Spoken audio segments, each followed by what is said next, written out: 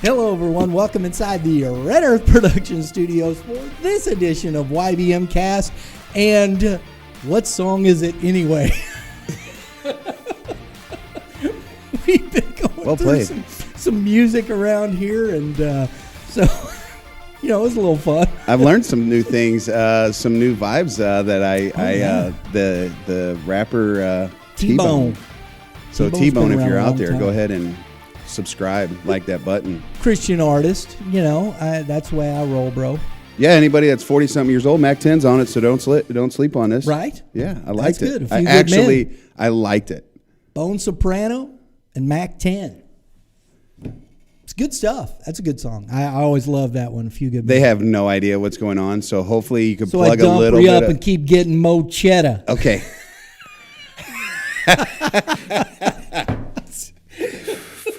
Go listen to the song and then you'll understand. Then you'll understand. Got hustle in my veins, so I fiend for the cabbage. It was much better when you were lip syncing. Probably. But, it was. Right? It was a lot better. Come on, man. Yeah, you had the nice tone, the West Coast vibe. Yeah, I love the West Coast rap. Yeah, it had some West Coast vibes for sure. Yep. So, but that's not what we're going to talk about today. It's not? No. We're going to talk baseball. That's what we do around here. But first, I got a little something for you. Okay. I hope it's fudge. Is it fudge? Oh, you are a saint. No, my mother is. Well, that's who I'm talking about, not you. This is fantastic. If you can't see this, and it's got a bow, I'm sure she put the bow on it. Yes, she did. Okay. Can I have a piece? It's yours. Do what you want with it, bro. You want a piece? No, I'm good. Guaranteed I'm going to have a cavity by the end of this show. So wanted to hang. She woman of her word. She did not forget. That was at St. Charles West game, wasn't it? Yeah. Yeah. I asked for some fudge. Oh, I can smell that. Oh, it's so good. My breath went from mint to fudge with some pecans in it. Walnuts. Well, that might be walnuts. It's walnuts. Yeah. Yeah. Look at them. It's very good. That's so good. Like the walnuts. Oh, I may steal a piece before it's in. But anywho, Man, wanted to do that for you, Mitch. A little surprise, a little something. Nope, that's why she keeps watching the show is because of me. So now I got to find out what she likes to eat so that way I can bring her a dish because I do have a culinary degree. So there you go. I have to cook her dinner or something. Mr. Culinary over here. Oh. So, what's your favorite dish to cook? I'm a breakfast guy, actually. Okay. But I love cooking steaks, and specifically in a cast iron right now. Sweet. Yeah. Anything Wagyu is really on the list. I held the record at the company I worked for, Emerald Mesquite Grill, out of Wichita, Kansas, for grilling the most revenue in one night.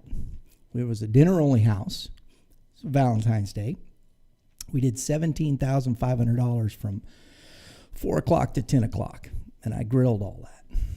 I'm going to guess you was sweating by the end of the night.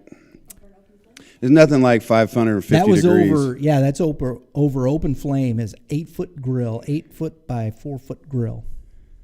How many extra clothes did you bring? Not enough. Oh, I was going to say, I feel bad for the customers. Not enough. What's that barbecue sauce you got in there? It's a little bit of French dip. No, you make sure you got the tie. He caught it. He caught it. Dip.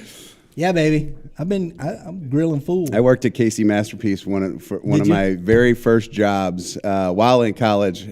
Did not like working there. They put me on some fry station. I was like, nope, I want to get on the grill. Like I want to, get involved in cooking meats. But I actually love doing catering.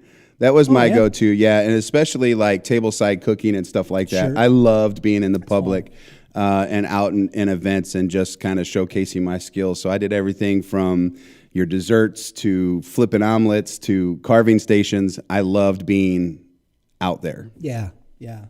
I think it's fun. I enjoy the flavors. I enjoy putting things together and seeing what you can create and come up with. It's a lot of fun. Oh, the garnish of a plate design. those were fun.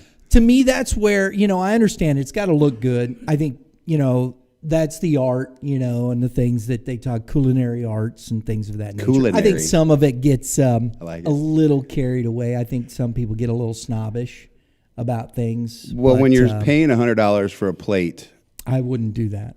See, that's not my bag because I don't think food is that worth that kind of money. I'm sorry. I like food. I like good food. But $100 because put a piece of A5 in that mouth. Because it was this guy who cooked that piece of fish. Nah, sorry.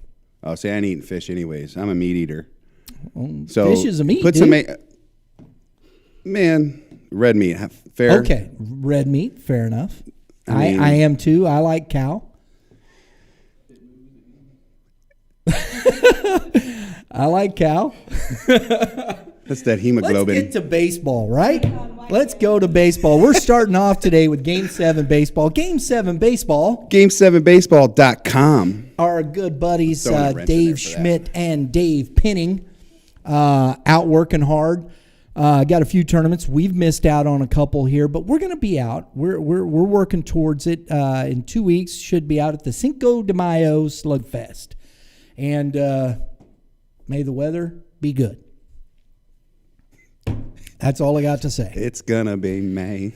Let's start down in Arnold. We have the JC Game 7 Spring Fever. I had to.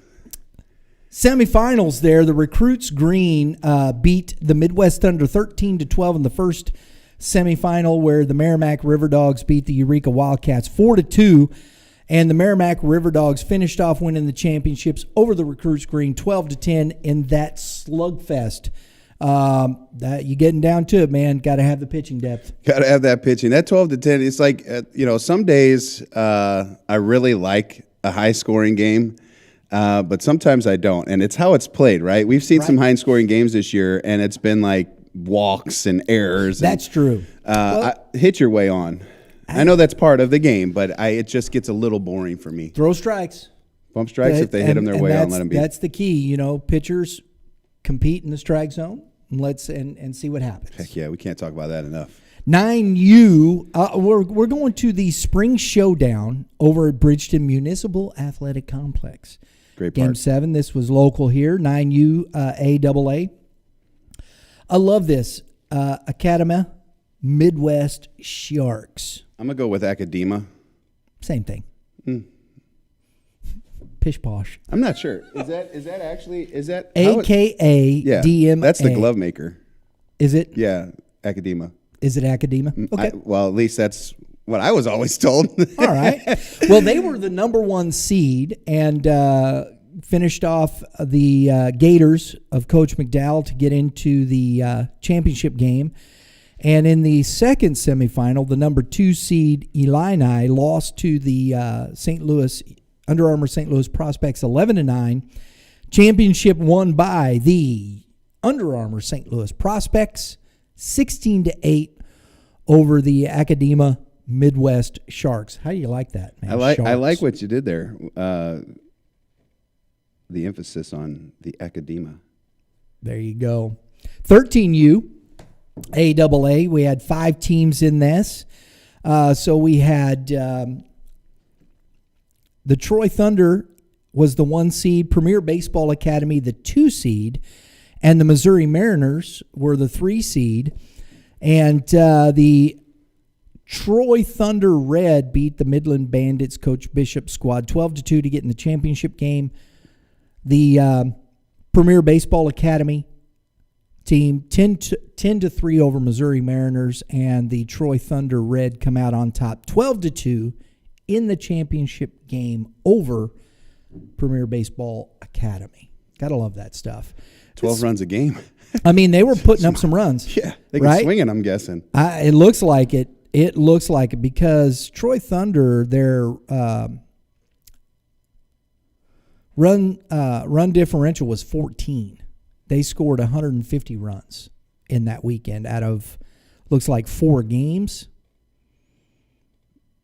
Geez, that can't be right. No, he was looking at the that's points. I'm looking at points. I'm like, no, Brian, you're the one with points. The glasses that's the on, points bud. for the team. Yeah, he's got TBone still on the mind. 24 They scored 14 runs in pool. 24 there in the championship rounds. 13 and 12, 25 in the other two. So, almost 100 runs, man. Almost, which is that's still pretty good in 4 games. Pretty good. Yeah? No, I'm sorry. 50. Almost 50. God. Kids, make sure you open a book. Don't do this. Yeah, stay in school. I don't do math. Clearly. Oh, Lord. Okay, we'll get better from here. I'm actually chuckling. I'm not sure if it's these lights on me or if I've been laughing so hard, not trying to express my laugh because it's loud. I'm actually sweating. It's a little warm. I think it's the lights. It could be, too. But you got my good side. The 14U championship, we've seen this team here before, the Z20 Bats. I'm looking forward to seeing them hopefully in some upcoming. Is a 10-team division there, which I love that. Yeah, big pool. So in the 14U championship bracket, the Z20 Bats were the number 1 seed. And then the 2 seed was the Rawlings Tigers, Boschert. 13, that was the number 2 seed, rounded out by Coach Hewlett's Midland Bandits and the 4 seed, Coach Haley's Missouri Redhawks. So we get into the semifinals here. The Z20 Bats beat the Midwest Rebels, Coach Kilker squad, who beat the number 4 seed Missouri Redhawks 10-2. The Rawlings Tigers fell to Coach Hewlett's Bandits 6-5, and the championship won by the Z20 Bats 11-3 over the Bandits. That 6-5 game was probably pretty fun. Yeah, right. It's still early, so you get them close games. There's still those energies where you're not sure if your team's going to fold or are they going to buckle down. So that might have been a fun game to watch. So that does it for the spring showdown here in St. Louis area over at Bridgeton, and then we're going to go to the Rivertown Classic. I really like this. The guys down in St. Gen, the River Dogs group, they put on tournaments down there through Game 7. They do a great job. They had 42 teams this weekend in 7 divisions. This is AA only. And the 8U machine pitch was won by the Tribe White over the St. Gen River Dogs, 14-2. And then the 9U had 6 teams. I love that. SEMO Cardinals there.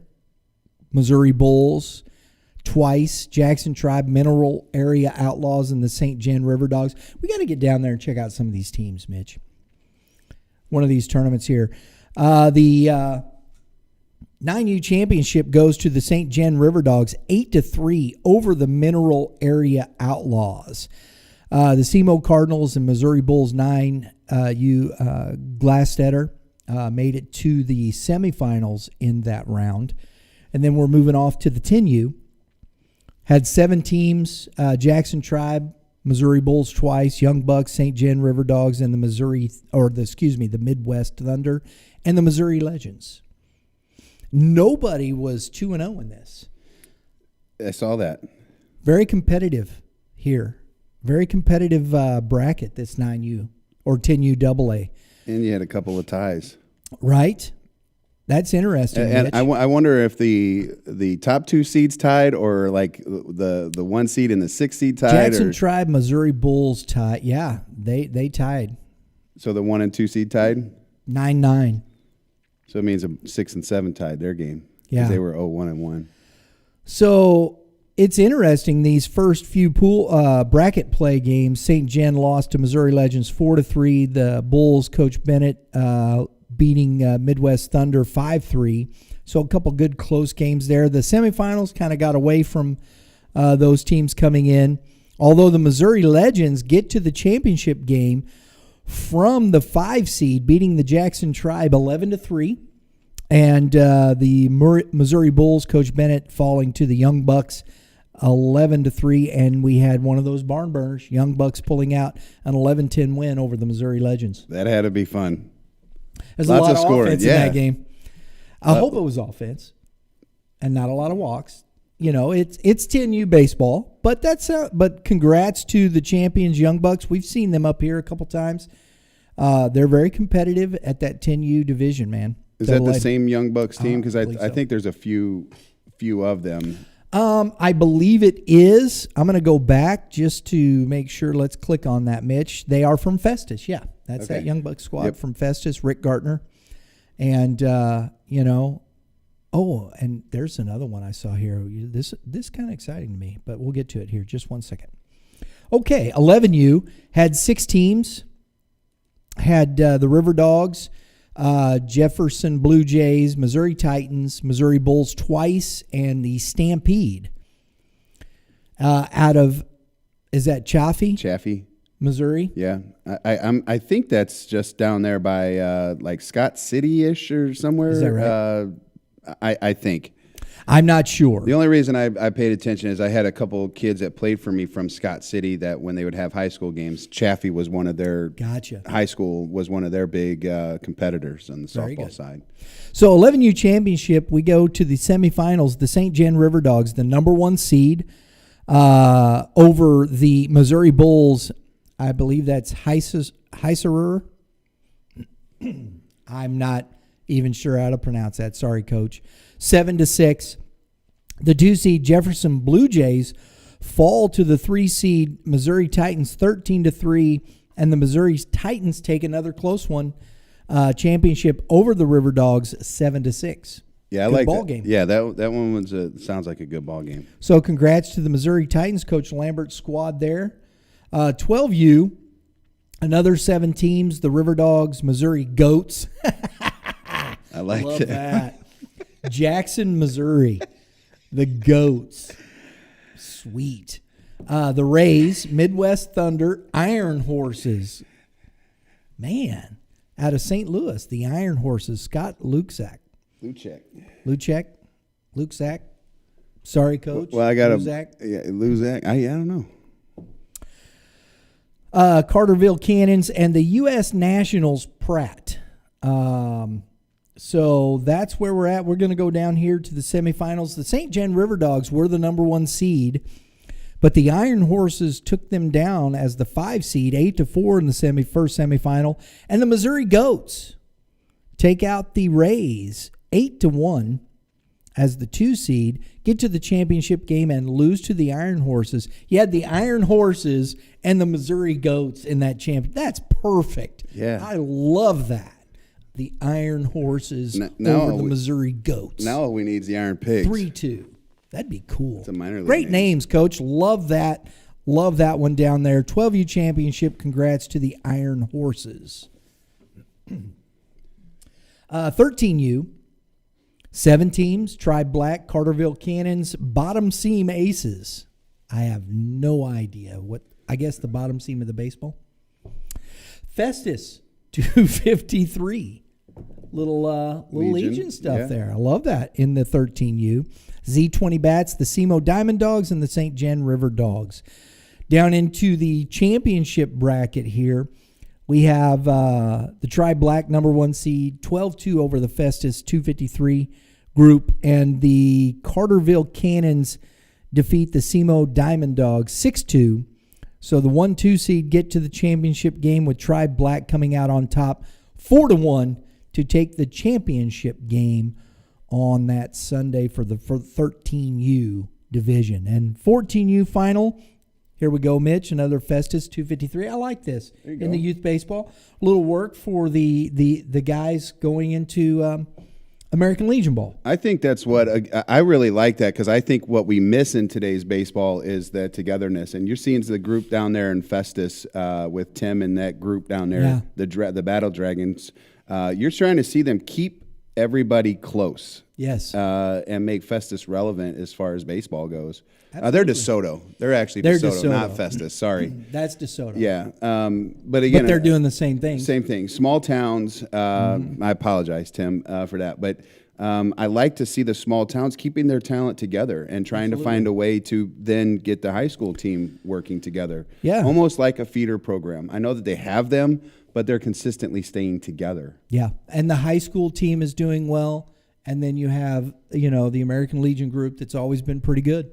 Yeah, this has always been a good group of American Legion. Yes, ever since I played, they would compete very hard. We would go down there. They would come up, and I played at 338 and filmed the booth in Overland. So playing these teams were always tough. Yeah.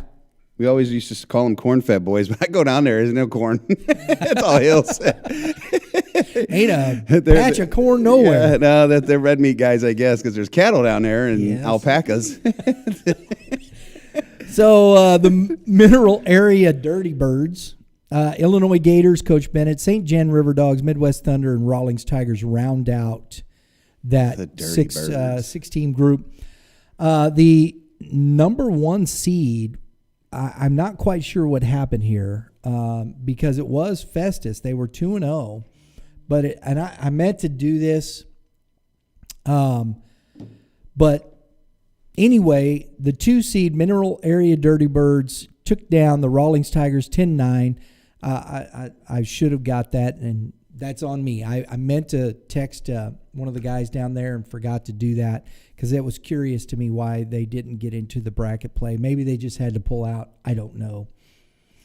So the Dirty Birds, which was 2 seed, took down the Rawlings Tigers 10-9, close battle. And sorry. And I was looking up who the aces were. Bottom team aces. Illinois Gators, Coach Bennett's squad takes down the St. Jan River Dogs 4-1, and the Illinois Gators come out on top 5-3.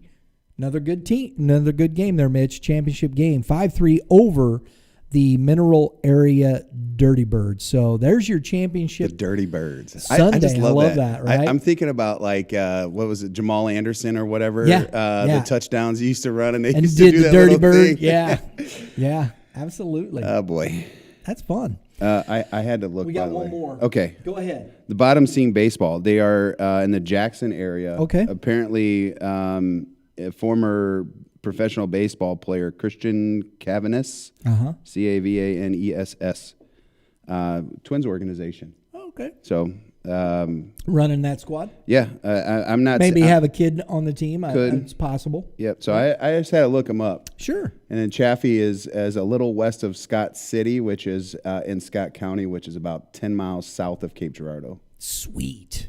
Small little town, I guess. Very good. All right. We're going to move down to the best of the Midwest. The guys were down at Ballparks of America again. And we had 9U. There was 8 teams. Legacy Vickers.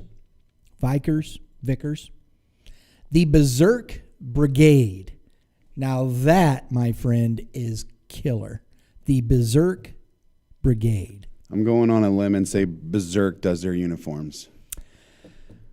Yeah, well, there is a company called Berserk. I think it's out of Kansas City. That's probably it. They were, and the BPA Arkansas, Coach Shepard, they were all 2-0. NBC Holland 1-1 at the 4 seed. Then you had the Sticks 2032 Midwest, Marucci Midwest, 9U Capitals, the Crushers, and the OBC Red, which was from Ozark, Missouri there. Ozark Baseball. We go to the championship bracket. The first one, the Legacy Vickers, 12-4 over NBC Holland. The Berserk Brigade as the 2 seed, 12-2 over the BPA Arkansas. Berserk takes the championship, baby, 11-8. Berserk Brigade. I wonder if they went berserk. I love after it. Winning. Well, they scored 11 runs. That's pretty berserk. Can I ask a question? Who is the head coach for the Vickers group? Kyle Sanders that's good. I thought it was out of St. Louis. Centerton, Arkansas. Not the same group. Legacy. I was thinking legacy as in local, Yeah. not at another state. The 11U, number 1 seed, the Marucci Midwest, Missouri 11U Capitals, Patriots baseball in the 2 seed, the 417 Phillies. I think that's a 417 baseball group out of Springfield there. Missouri Gators, Karen Brock squad, Nixa Baseball Club, and that's that feeder for Nixa High School, and Bros Brothers, 11U down there. Let's get into the championship bracket. The Nixa Baseball Club takes down the number 1 seed, Marucci Midwest 11U Capitals 11-6. The Patriots baseball Navy takes down the 417 Phillies 9-3, and a championship win for Patriots baseball 2030 Navy 11-1 over Nixa Baseball Club. I want to see where that Patriots baseball club, Springdale, Arkansas. AAA squad, Shane Smith, the coach. Congrats there, guys. I hadn't heard of that one before. I haven't either. So that's interesting. So we'll keep an eye. I like seeing some of this down that Best Midwest because you're getting that Northwest Arkansas, some of the Western Kansas City. It's interesting. Springfield, a lot of Springfield squads. So 12U. Big bracket. 13 teams in this one. Crushers, Knights 12U, U.S. Nationals, Base Knocks. I think Base Knocks out of Kansas City. Those are our top 4 seeds, all 2-0. Then you had the 5-4 Diamond Kings, BPA Arkansas, Marucci Midwest Capitals, Applied Velocity Storm. Well, it's good when you apply velocity, Hopefully especially they apply to your strikes. fastball. Mountain Home Cardinals, Arkansas Patriots, the Maumelle Bulldogs, Ozark Baseball Club, and the Vandals. That's got to be tough to have those 13 teams. Like, you almost have to throw one of your big arms early just so you don't get into the losers or the consolation Well, you had a brackets. championship bracket and we had a silver bracket, and we're going to start with the silver bracket down here, which starts with the 8 seed Applied Velocity Storm winning over the Maumelle Bulldogs 10-3, and the Mountain Home Cardinals taking down the Arkansas Patriots, losing to the Arkansas Patriots 5-3. Applied Velocity beating Arkansas Patriots in the silver bracket 12-2. And then we go up to the championship bracket. The number 1 seed Crushers take down the 5-4 Diamond Kings 5-3. Marucci Midwest Capitals 8-4 over the U.S. Nationals. And the Capitals take down the Crushers 15-7 for the championship of the 12U bracket down there at Best of the Midwest. Last one here, 13U. Another big bracket, 11 teams. U.S. Nationals Midwestern, Gamers Academy, Coach Grouse, U.S. Nationals, McGee, and Midland Springfield are top 4 seeds. Then you have the Southwest Missouri Bombers, Paducah Storm. Both those programs, Southwest Missouri Bombers, Paducah Storm, they're good programs. Springfield and then Paducah, Kentucky. I've seen those teams come over from Paducah and put some smackdowns on some folks. Yeah, I thought in the World Series last summer, I thought they had come out with a few teams that were getting after us. Yeah, on this side of the river. Absolutely. Southwest Elite, the Northwest Arkansas Prospects, Tulsa Bears, and the Northwest Arkansas Prospects, Gray and Legacy Weber. Let's see if that's a Centerton, Arkansas group as well. All right, let's get into it. We've got some consolation games down here, but let's get to the championship bracket. Number 1 seed, U.S. Nationals Midwestern 9-1 over the Southwest Missouri Bombers. The Bombers had beat Midland Springfield 6-5 to get into that. And then the Gamers Academy had lost to Southwest Elite into that second semifinal. Paducah Storm 6-5 over the U.S. Nationals McGee. I bet that was a good game. I know both those teams, both those groups, they're good ball clubs. Yeah. That was a good game. Paducah Storm 7-1 over the Southwest Elite. And the U.S. Nationals Midwestern takes home the championship 9-1 over Paducah. So there you go. And that Midwestern team, I believe that is, Blue Springs, Missouri. I actually was thinking that was a St. Louis group, and I was getting ready to ask who's the coach. They have that, but it's the difference between Midwest, and I've looked this up, difference between Midwest and Midwestern. The Midwestern is on the western side of the state. I gotcha. So, and maybe more, but that's what I've seen so far within the makeup. Are they connected? Group. Yeah, they're connected. Okay. It's all U.S. Nationals. But so there you go, folks. That finishes out our Game 7 baseball wrap-up of the tournament weekend. Congrats to all those champions. We're going to get out there and have some fun here shortly. We have coming up, like I said, the Cinco de Mayo is coming up. We're going to be out at Ozzy's. Got some who's coming here. That 14U bracket, look, sold out, sold out, sold out, sold out, sold out, sold out, sold out, sold out. 14U championship, 7 teams there, 6 teams there. I'm not quite sure which one exactly. We got the Adidas Athletics, Missouri Redhawks, Rawlings Tigers, Creekmire, SEMO Tropics, Chaffee, St. Louis Prospects Black. You might like those AAA major. You might like those Tropics uniforms. Oh, I'm Have sure. you seen them? I'm sure. They look like San Diego's City Connect uniforms with those colors. It's going to be interesting if they put one of the groups over at CNH, which they might. So we'll have to see what gives there. Midwest Futures are back. Coach Keller and Coach Horn. Midwest Rebels, Coach House. A couple of Rawlings Tigers teams and recruits. Red Bud Aces out of Red Bud, Illinois. That rounds out the 14U. So we're going to see what gives there. Yeah, because they have a major and a single A, double A. So that's the tough one there. When we split those up, we're going to have to see what we can do to get as much coverage of both. But we're only going to be streaming one of those championship games, and we'll have to decide that. So we got that coming up. We hope you check us out. That Saturday we'll be out at the ballpark. We had a good start to the Arch Madness until the rain came, and early season woes. It about blew us away there, Mitch. About blew us away. So anyway, we're looking forward to that.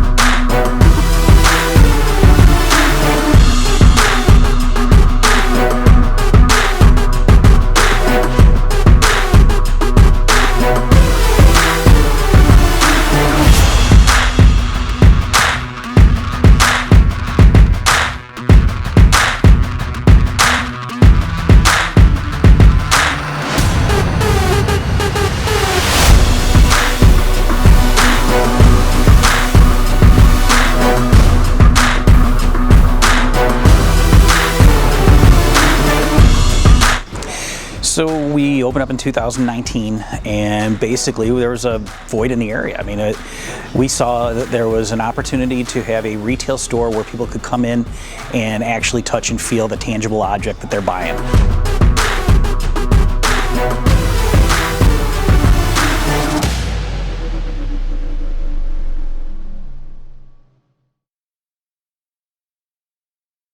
We're going to talk a little bit here, Mitch and I, and this is what we're looking at here with these scores and whatnot. We always talk about youth baseball, and you see some lopsided scores. What does that mean? How does that?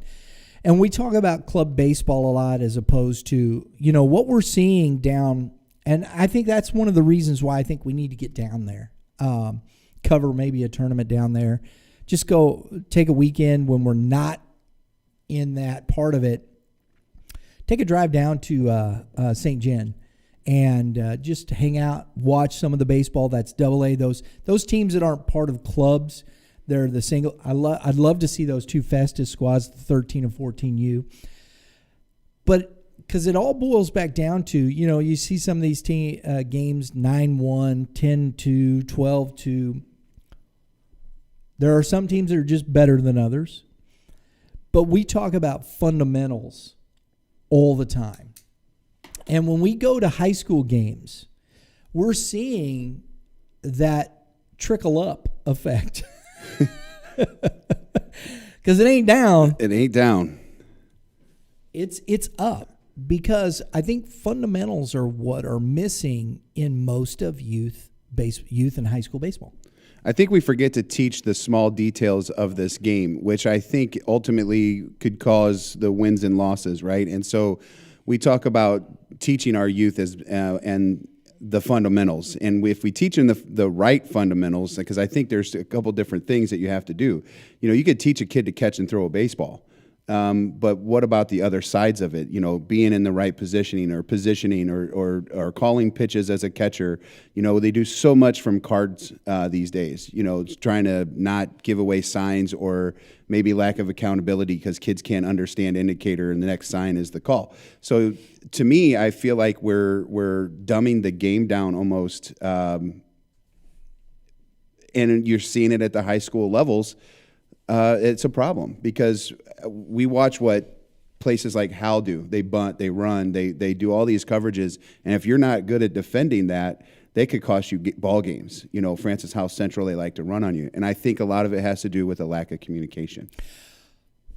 We're talking about youth sports, and I look at the landscape, and Eric's made a couple of points to this.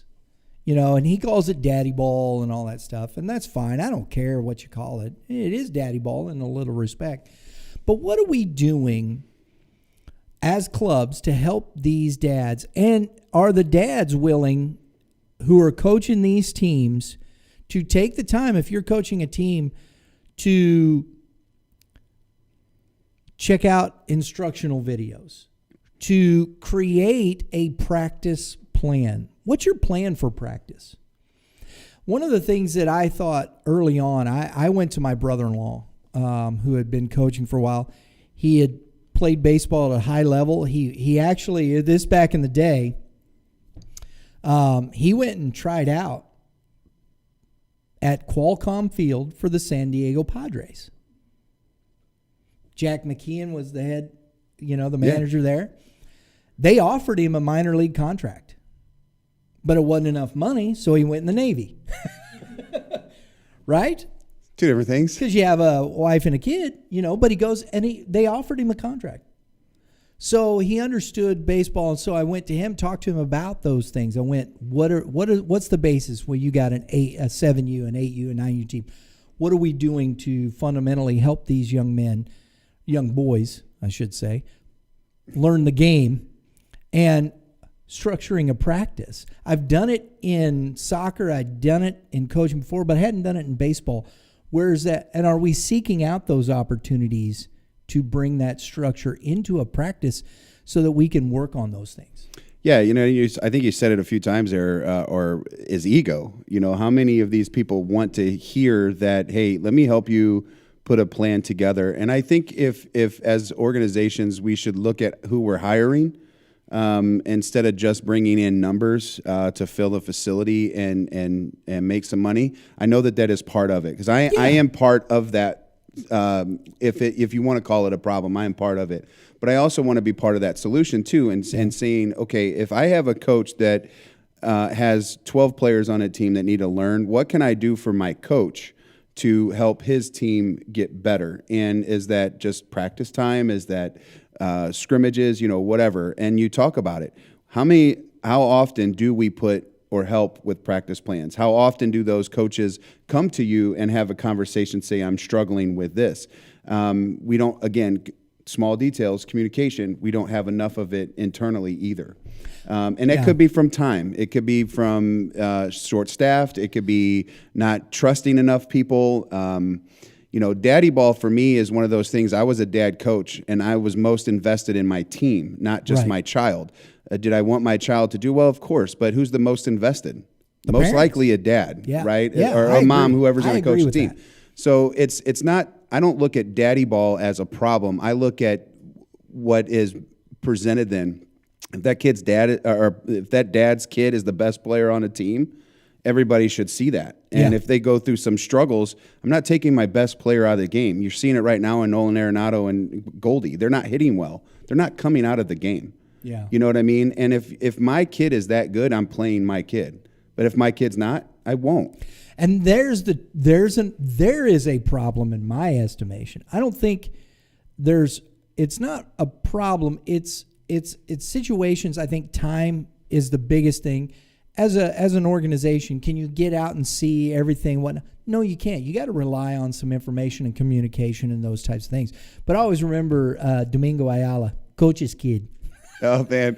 You know where he's at? It's always funny, too, because you see the memes out there as well, right? The coach's kid's always at shortstop in the number, and it's like 3 different primary positions. His fielding percentages is the same as his batting average. It's always 1,000. No, it's You're talking about the video. Yeah. Yeah. And there's reality to those things, and that's where you do see, and this is where we say parents are the problem. No, that particular parent is a problem.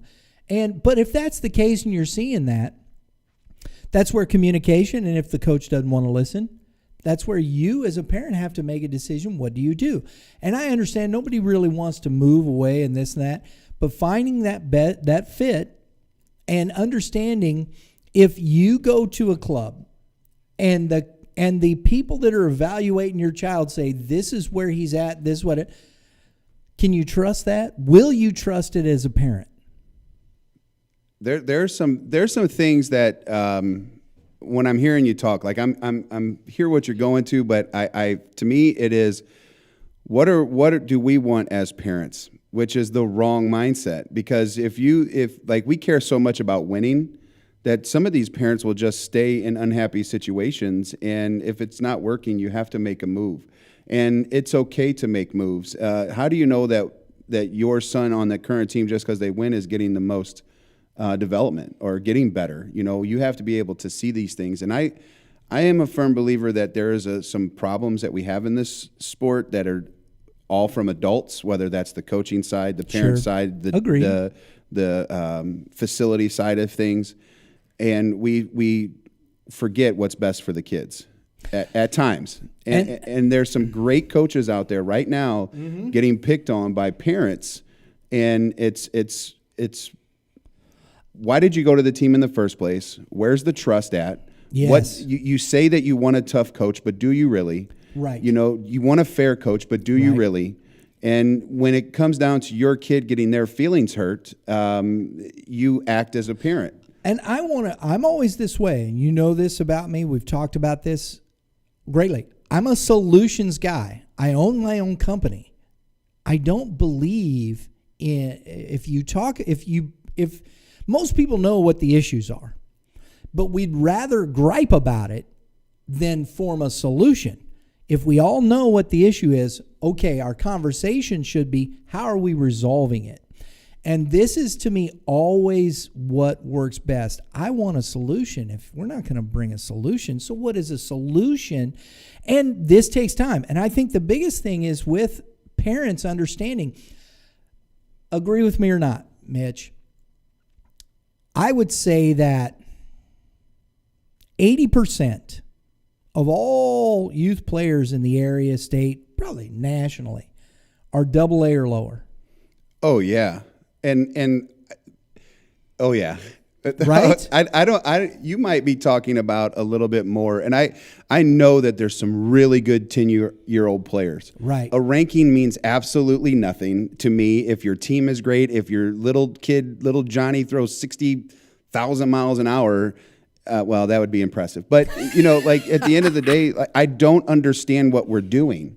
Right. We're putting all of this pressure on this kid from the 10 years old to by the time that he's 18 that he should be something. Yes. And what happens if he falls out of love with the sport because of the pressures that we already put on this kid?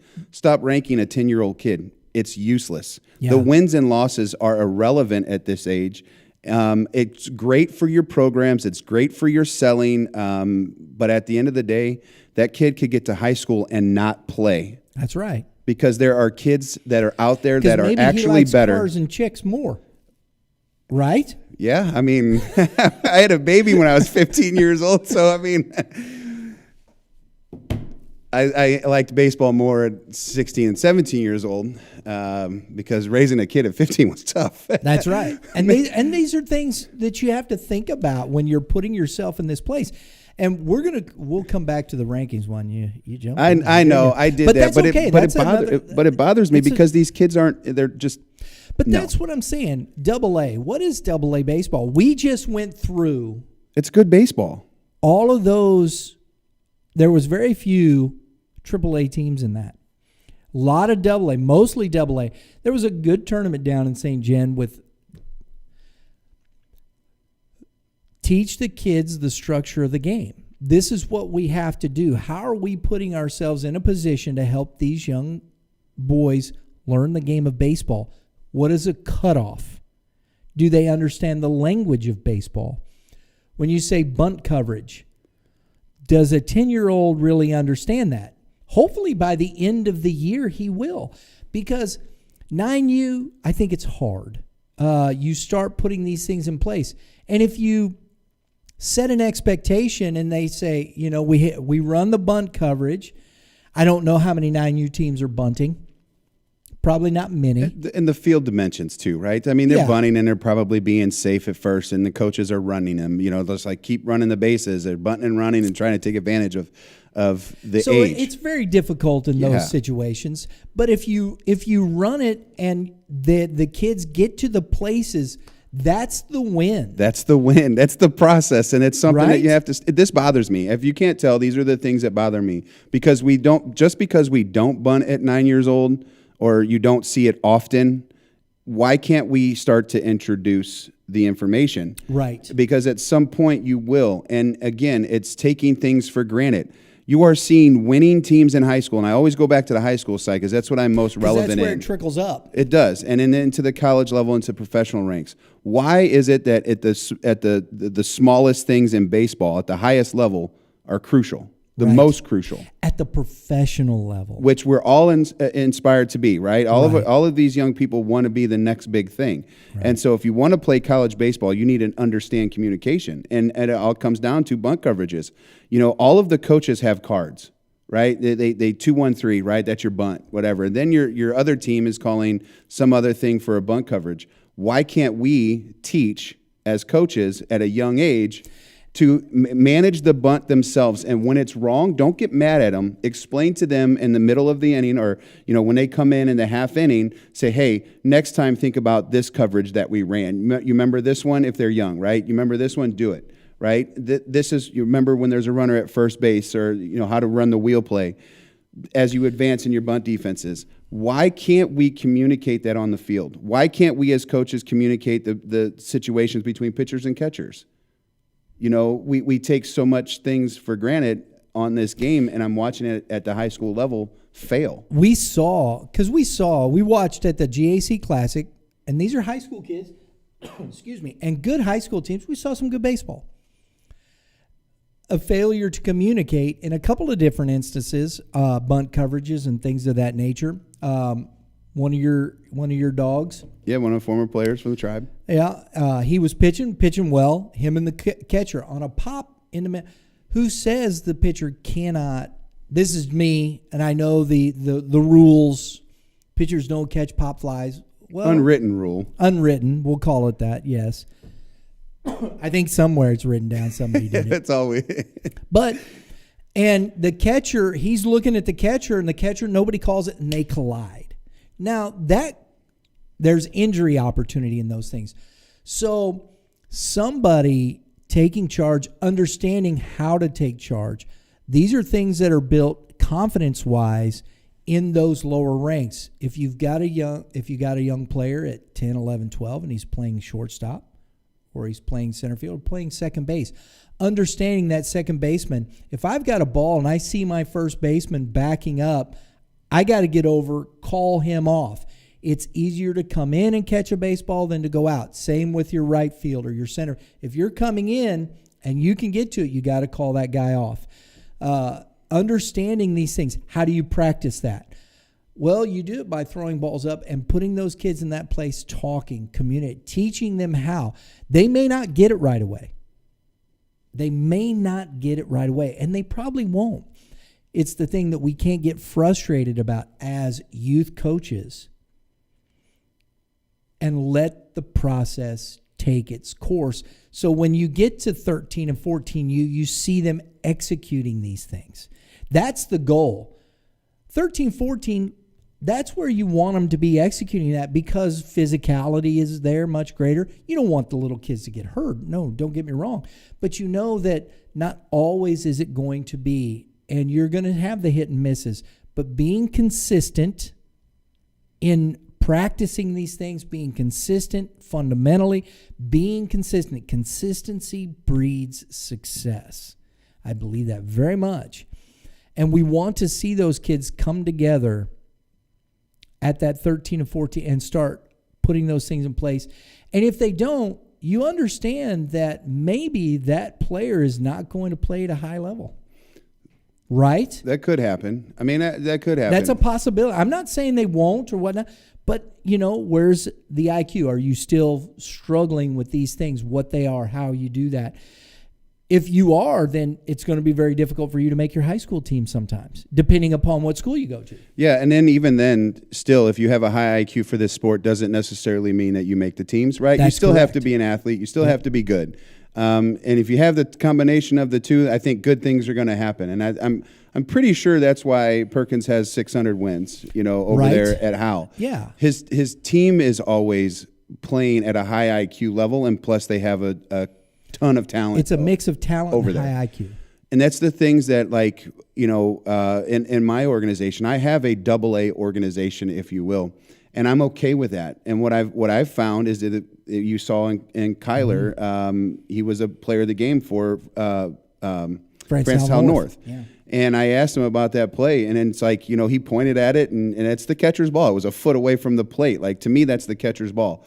Why can't we pre-pitch that kind of stuff? To me, it's the small details we miss teaching at 9, 10, 11 to expect at 13 and 14 that they're there. And then by the time you get to high school, it's we all know it, right? Now it just comes down to the simple, you go here, pre-pitch stuff. Hey, come back or to you at the mound, returning to.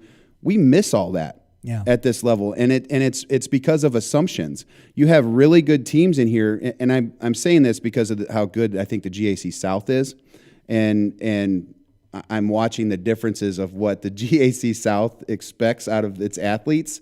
They're very good. They play in very good organizations.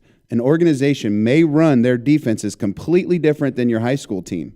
Yeah. And a high school coach should not have to tell a high school athlete to communicate what's going on. Why does a high school coach have to dictate where they move? We forget about these things. I know what happens. I'm not trying to sell this short. I disagree with that. Well, I go back to when I played the game, and this is some of the hardest things for me is because I go back to say when I played, I did not have a coach tell me what to do, ever. At college? I never was told what to do unless I needed a bunt or he wanted something different than a standard bunt coverage. We would get a call. The catchers would call first and thirds. The catchers would communicate situations, communicate bunt defense. And there's nobody hollering out, it's the catcher's ball. You shouldn't be. I agree with you that. But I don't want the game being coached from a cue card and everybody looks at the coach for what to do. That's the piece that's bothering me. And I to be more where specific, you're getting at now. I get what you're getting at. Well, but because there still has to be communication from the coach. There's still a communication from the coach, and there's still going to be, as a high school coach, you're still going to put the things in place, what you want, what you see, because you're more experienced than the player in that respect. Of course. As it gets to college and up to the pros, that's a whole different thing. But I think still in high school, just from an experience, unless you have just one of those guys that is off the chart IQ wise, that you don't have to tell him because he just knows. They're whether you call it instinct or IQ, whatever the case may be, there are those guys that just make plays. But those guys need to lead it. And in the right place. Those guys need to lead it, though. I agree. And there are some that do and some that aren't very vocal but can do it. So I think that there's always exceptions to everything. And I think that's where you have to, as a coach, understand this is where the coach manages the players, manages the people around him, who we know, get to know your players, get to know. That's why I think it's important even to talk to parents at times because they know that kid more than you do. The expectations, too, don't forget about those. Yeah. You have to have all of these things will create a winning environment, in my opinion, yes. if that's what we're chasing. And these are byproducts of things, of all these little things that we discuss. I just would love, as coaching our youth, that we focus on more small details than worrying about running the bases on a 9-year-old team because the team doesn't have great arms just yet, or it started to incorporate what baseball is. What fundamentals do you start with? And I always go back to looking at the big leagues, right? It's what we all want to be. Well, maybe not all of us, but I wanted to be a big leaguer. So I watched what big leaguers do. I mimicked what big leaguers do, and I listened to what was being said on the air. I didn't understand why there was a double cut until I heard that from an announcer. Then I understood the why, which kids want these days, which I think it's challenging as a coach. I love that because it allows me to do something I love, which is to speak on the game. And for some odd reason, we don't do that anymore. Just do it, right? And then if the kid asks the why, it's like, because I wanted you to. Can we explain the why? And if you don't know the why, you shouldn't be coaching. Well, or at least get the information. No, you shouldn't be coaching. If somebody asks you why, go get it because you may be the only guy. But see, that's the thing. But how can you do that? I understand. You can't do that 2 weeks later if you're waiting on somebody to respond. No. I'm talking about if you're going to go coach and you don't know certain things, it behooves you as that person to go and get the information. And then if something it is available. And something gets hit with you by that time and the kid asks, you know what? It's okay. Hey, you know what, guys? I'm working, I'm learning too. I'm going to get that, and we'll have that for you at the next practice. I would love if that happened. Hey, with that. It's just learning that process because we do need the dads. Because there's not enough coaches out there. There's not enough money to pay coaches for a 9U, and we shouldn't be paying coaches for a 9U, 10U, 11U squad. I think that is ridiculous, personally. I think there's plenty enough to where you can take dads and organizations, and I think plenty of these organizations are working toward that. When we talk to, I'm going to finish it up with this. When we talk to PBA, they had Coach Hill. He's worked with Premier Baseball Academy in the summer. He works with the coaches in those youth ranks, talking to them about practice plans, coaching, and things of that nature. He's a high school coach. He's having success. That's great. See, that's where those things. Now, then it's up to the dads. It's up to those coaches to take that information and apply it properly. And can all of them do it? I don't know. And that's where, but the process is there. So at least we're taking the opportunities as they come in. Yeah, and I love Coach Hill. Yeah, I do too. So, good conversation. We'll be back next week. We're going to talk a little bit more. We're going to keep this conversation going on our Tuesdays with our youth. We'll have some more Game 7 stuff. Thanks for tuning in. Remember, we got some baseball coming up, Friday Night Lights out at Baldwin. Oh, Baldwin, yeah. Baldwin Athletic Association. Kirkwood, Webster Groves. Going to be a dandy. We hope that you'll tune in for that. We have all the GAC stuff that's coming up. We still got next week will be the GAC Game of the Week with Fort Zumwalt East and Fort Zumwalt South, a dandy there. So, and also today we're finishing up the week. Don't sleep on South and Washington. That's going to be a dandy. We'll talk about that on our Prep Baseball Report talk show. Folks, until next time, all you pitchers, keep throwing strikes. Hitters, hit them where they ain't. Everybody have a great day in the Lord. We'll see y'all next time.